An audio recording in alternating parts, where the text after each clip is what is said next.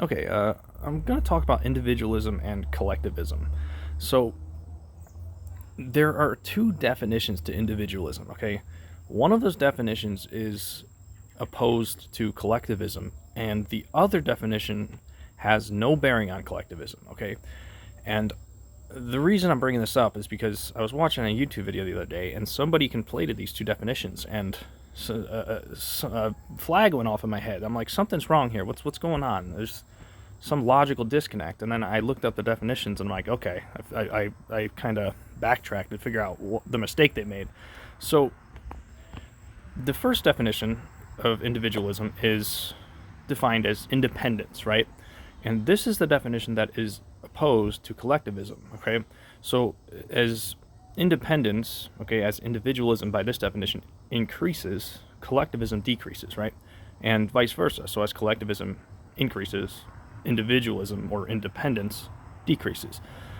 Okay, this is probably the more traditional definition, but the second definition, not to be conflated with the first definition. Okay, the second definition of individualism is individuality. Okay, individuality is not the same thing as independence. Okay, and individuality is the expression of the individual.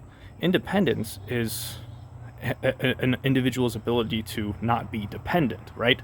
Those are two different things. We cannot conflate these definitions. So by the second definition, okay, if we define individualism as individuality, okay, if individuality is increasing, it has no specific bearing on collectivism, right? If individuality is decreasing, again, no specific bearing on collectivism. But what does decide the magnitude of collectivism in this case is the acceptance of that individuality. So if individuality is increasing and the public collectively accepts each other's individuality, then collectivism is increasing. And if individuality is decreasing, or rather, if individuality is increasing and the public does not accept that individuality, then collectivism is decreasing. And when this happens, when the public does not accept each other's individuality, what happens is you slip into authoritarianism, okay? You slip into fascism. Why is this? Well, if you're not accepting your fellow citizens' individuality, what's really happening is you're becoming divided, right? Collectivism is unity, and then the opposite of unity is division. So you're becoming divided if you're not accepting individuality. And as I said, the result of this is authoritarianism. Why is that? Well, if you're getting divided, you're eventually going to fear the other side of the divide. You're going to fear the opposition that you are creating. And when you fear that opposition, you seek control over that fear, okay? That is in human nature, okay? If you fear something, you're going to seek control over that fear to ease the fear. That's the only way to ease the fear, right?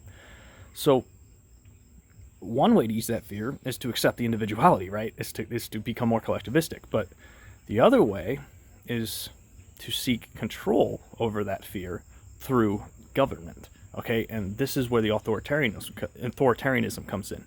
So in this country right now, we have the right who are banning books, and we have the left who are censoring, who are seeking censorship on social media platforms, okay, like the Twitter files and the even new Facebook files, if you haven't looked into those. The left and right are trying to control each other's speech, and this is authoritarianism control. This is authoritarian control, right? This is an infringement on the First Amendment. Okay, when this happens, again, if one side seeks control over the other, and they achieve that control through government, the other side's going to return the favor, and that's exactly what's happening, okay? So I don't know what came first. Maybe the Twitter files came before the book bans, or vice versa. I'm not sure. But the bottom line is that this authoritarianism, this control, just backfires in each case. And the government is, they're effectively appeasing the control, the calls for authoritarianism on both sides, and the end result is increasing authoritarianism. The government is happy to appease calls for authoritarianism, okay? Because the government I mean, the government is made up of narcissistic assholes who think that control you is how you run a society most effectively. That's not true, okay? Because that authoritarianism leads to fascism, and then before you know it, people are at each other's throats. We don't want that. We want to encourage collectivism. We want to encourage the acceptance of individuality.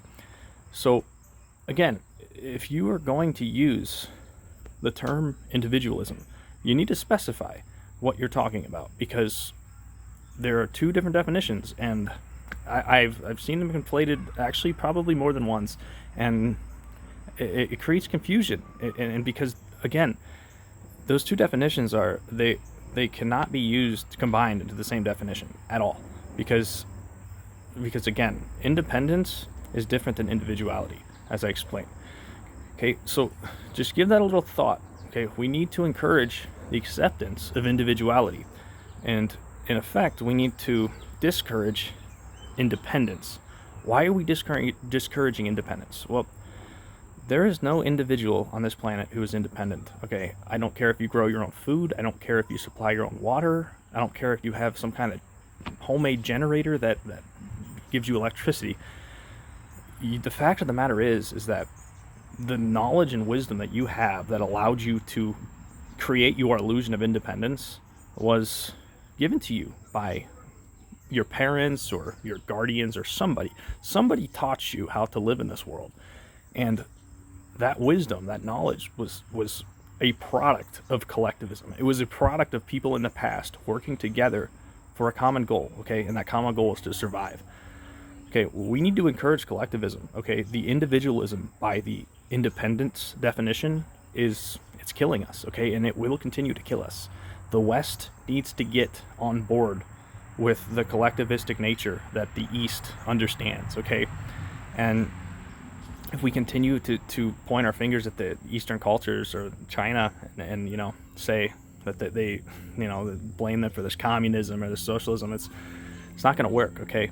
We need to encourage individuality. We need to encourage the acceptance of individuality, okay? Diversity is good. Diversity is the key to survival. And if you don't believe me, what happens when you plant crops in a field that doesn't have diverse micronutrients, okay? That doesn't have a diverse soil food web of life in it. What happens is that food doesn't have micronutrients, okay? It's devoid of all the micronutrients. You might get your macros, you might get your carbs and from the food, but you're not going to get the micronutrients. And it's going to you are what you eat. If the food you're eating isn't eating micronutrients, you're not going to be eating micronutrients.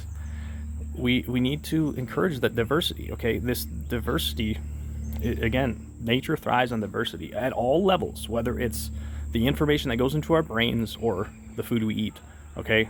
We need to work together, okay? If you think you're an independent individual, check your ego. Thank you for watching.